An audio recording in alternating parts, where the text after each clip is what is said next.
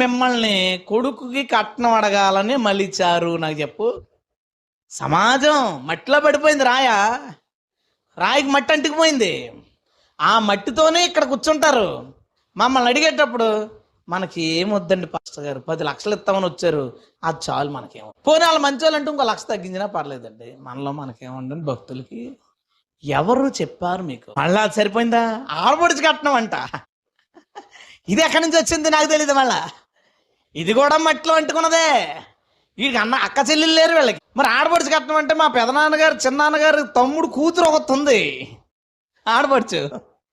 ఎక్కడి నుంచో తీసుకొచ్చేస్తారు ఆడపడుచుల్ని. ఆ కట్నం కూడా అసలు ఎవరు నేర్పించాడు మీకు కట్నాలు? ఈ రాయి మట్టిలో పడింది, అది కడగబడి చర్చిలో ఉండాలి. ఆమేన్. మలచబడకుండా దేవుడు సృష్టించినప్పుడు యథార్థవంతమైనది ఎలా ఉందో అలాంటి యథార్థతతో అది ప్రభు సన్నిధిలో సాగిపోవాలి. కానండి మనం ఇలాగ వాదాలు పెట్టుకుని, గొడవలు పట్టుకుని, కట్నాలు లాక్కుని, ఆ కట్నాలు సరిపోకపోయి మళ్ళీ పదే పంపించి డబ్బులు రప్పించి, ఆడపిల్లలు కూడా చాలా మంచి వాళ్ళండి. కట్నం పట్టుకుని వెళ్ళిపోయి ఆగరు. ఏం పని ఉన్నా నువ్వు ఉండవు, నేను తెచ్చేస్తాను ఇంటికి వెళ్ళి అంటది.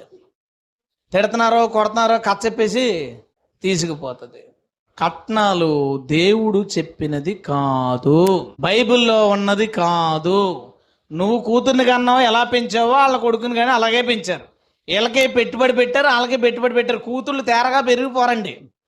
వాళ్ళు ఉత్తినే కొనుక్కోకలేదు, డబ్బులు ఇచ్చింది. మీరు పెంచడానికి ఊరికినే పెరిగిపోయారు, గాలికి దూలికి అనడానికి. వీళ్ళకే ఇంకా ఎక్కువ ఖర్చులన్నీ డబల్లో, భోజనాలు డబల్లో, అన్నీ డబల్లే.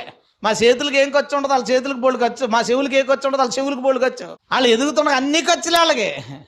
మనకి ఇంకా గాలికి దూలికి మేమే ఎదుగుతాం ఎంతో కొంత. అయినా ఎందుకు మళ్ళీ ఇంకా వాళ్ళ దగ్గర లాక్కోవడం?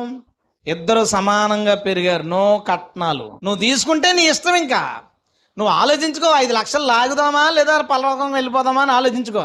5 లక్షలు లాగి నరకానికి వెళ్ళిపోతావో, లేదా వదిలేసి ఏమంటే ప్రభు మిమ్మల్ని దీవిస్తాడంటే జీవితాంతం మనకు రుణపడి ఉంటారు వాళ్ళు. హల్లెలూయా.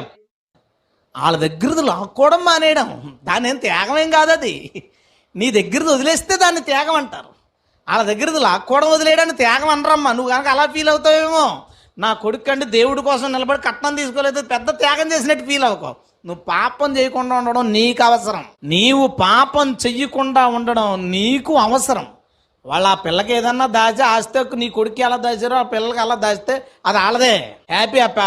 నీ కొడుకు కోళ్ళు అనిపించుకుంటారు, దానికి కూడా ఏమీ లేదు. అప్పులు చేయండి, అది తేండి, ఇది తేండి, ఇలాంటి సెక్షన్లు మన కుటుంబాల్లోకి రానివ్వకండి. క్రైస్తవులే మార్చాలి. ఈ లోకంలో దేన్నైనా మార్చగలిగిన సామర్థ్యం క్రైస్తవునికి మాత్రమే.